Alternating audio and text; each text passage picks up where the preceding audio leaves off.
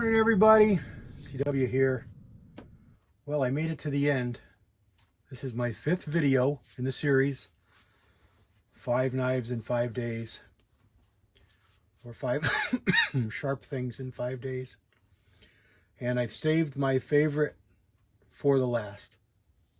And that's going to have to be the Buck 112 folder. And specifically the Finger Groove 112 folder. That's my favorite. That's a knife that I was given way back when I was a kid, and I carried it all through high school. It was always with me, always on my belt. And one day we were fishing, 2 friends and I, on a small river, and against my better judgment, I tossed my knife across the river to my friend on the other side, and he dropped it. It hit a limb. He dropped it, went in the water, and it was gone. Never could find it. He made good and bought me a new one.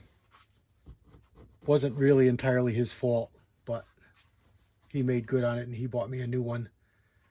And that's the knife that I have right here.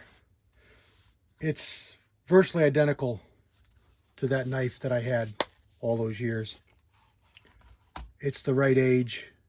It's the right look. It's the right color sheath. I had the brown sheath. Actually, you know, there's nothing to complain about. This is in better shape than mine was from wearing all those years. But the 112, if you don't know, it's just a little bit smaller than the 110s. The 110s is the standard size, or the one most people know, and the 112 is just a little bit smaller.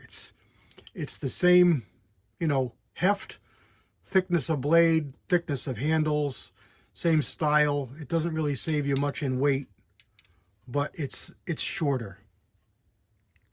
It's just shorter. And they must make this in a finger groove too, but I'm not sure. I don't really know the 110. But the 112 comes in a standard or in a finger groove. And the finger groove is what I got as a gift, so it's what I kind of hovered around and always really liked. These spend their lives in these sheaths, so they get a lot of the green growing on them, and they get tarnished pretty easy because it is brass. So I wiped these all down a little bit before started the video, just so to show you, and I'll show you the 110s after. But there's a 112 finger groove. Here's a little bit newer. This is my newest one, and I bought this one a few years ago just to have the newest iteration. It's the same knife, but it's newer. They do change things. The cut on the blade is a little bit different. The grind, the polish is a little bit different. This one here is a little bit more rounded. This one here is a little bit squarer. You know, the polish back here, if you look at the handles back here, this one's polished a lot different than this one is. Contoured a lot different. It's funny because this one is overall squarer than this one, but when you look at stuff like this, it's more round. So it's just neat to see the differences in the blades. You know, the contour of the blade, the cut of the blade, the way they make it, just a little bit different through the years. And then we'll go on to the regular 112. This is a little bit older than this one, but it's newer than this one. And you can see it's pretty similar in the roundness in the wood, in the way it's put together. The blades are pretty similar. The tips are different. The cut here is different in the blade, but they're pretty similar. And see, this one's got a like an M after the 12, and this one's got 2 dots. All that tells you the age, and I don't know it off the top of my head, but I do know it's an age thing. It's a, a manufacturer. And this one here is the oldest of the 112s that I have here. And it is a slash or a backslash. And you can see the, what is it, vermiculite is it called? The green stuff. It actually grows. It's actually an organism. It actually is growing on the brass. But you can see the similarities, slight differences. This blade is a little pointier. This blade is closer to this blade because these are closer in age. These two here are pretty close in age. But you can see the differences in the grind of the blade, the polish.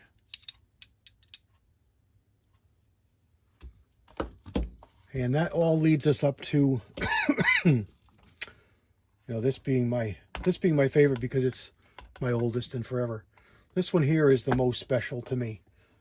This one here was a gift from a very good friend of mine back on my 50th birthday.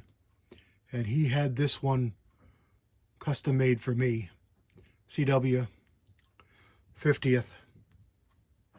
This is a 110. And we got CW long shot and November 13th, which is my birthday. This is a custom shop knife. You can see it here on the blade. If I can zoom you in, you can see that a little better.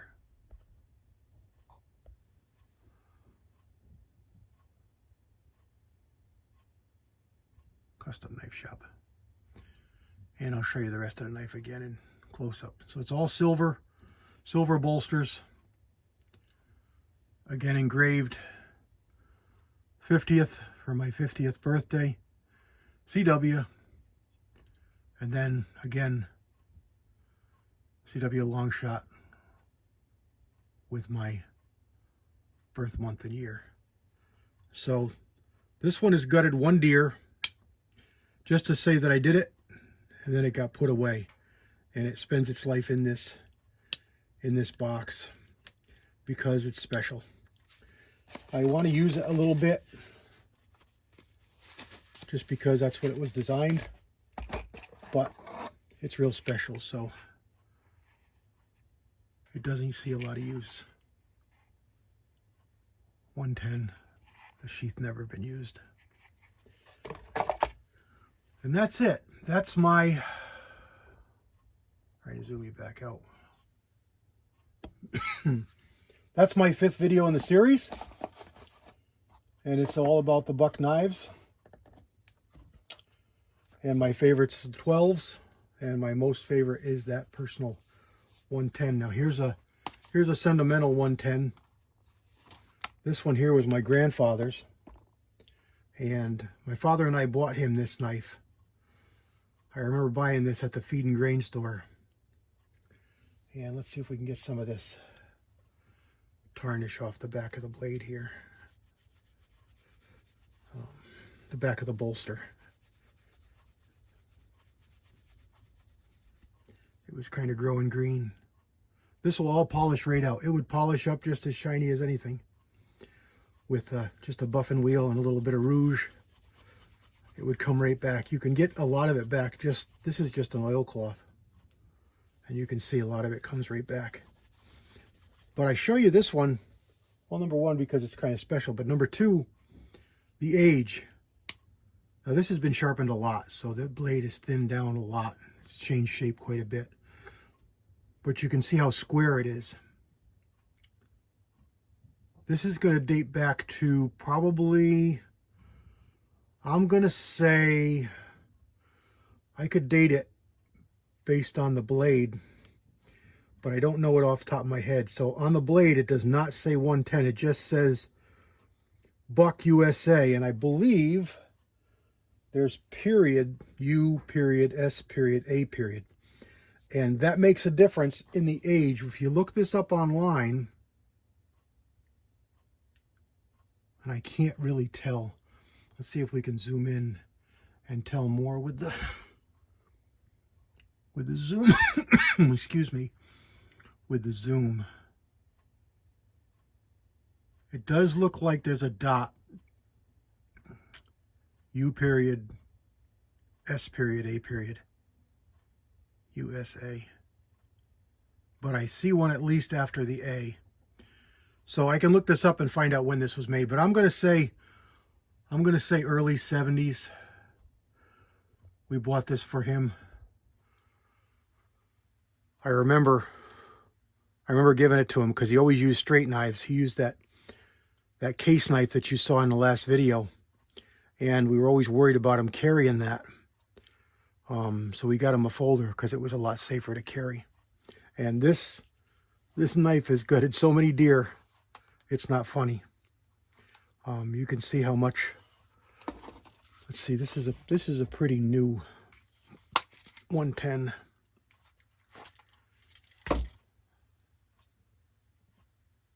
And we'll show you the blades. How much has been ground off that blade with sharpening stones.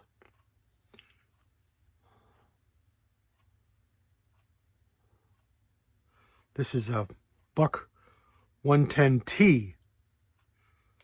And this one doesn't even say 110 on it because of its age. It was just what it was. It was a buck knife, and that's what they made. So it's pretty neat. The history of these is pretty neat. But you can see how round this one is opposed to this one. Very square sides. Anyway, so that's it. Babbled here for 12 minutes. Wanted to show you my favorite, and that is the Buck. I really like the 112. This one was special again because it was what I grew up with and what I had as a young man carrying. And then when my buddy gave me that one there some years ago for my 50th, that was pretty special. So there we go, guys. My favorite, the Buck 112 finger groove. God bless everybody. CW out.